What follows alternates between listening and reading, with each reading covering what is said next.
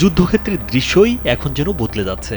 যেখানে রক্তমাংসের সেনার কাছে আত্মসমর্পণ করার কথা, সেখানে রোবট আর ড্রোনের সামনে আত্মসমর্পণ করেছে রুশ সেনারা।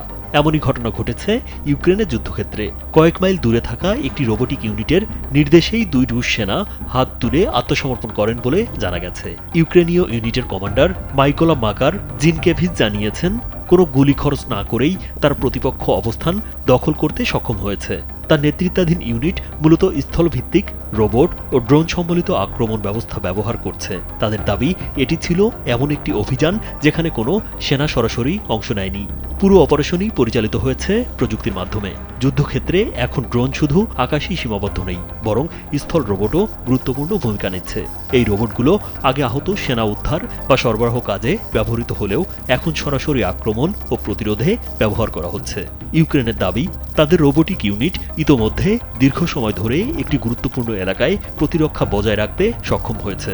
অন্যদিকে দেশটির নেতৃত্ব বলছে, মানব ক্ষয়ক্ষতি কমাতে এবং যুদ্ধক্ষেত্রে কার্যকারিতা বাড়াতে রোবট ও ড্রোন ব্যবহারের দিকে তারা দ্রুত এগোচ্ছে।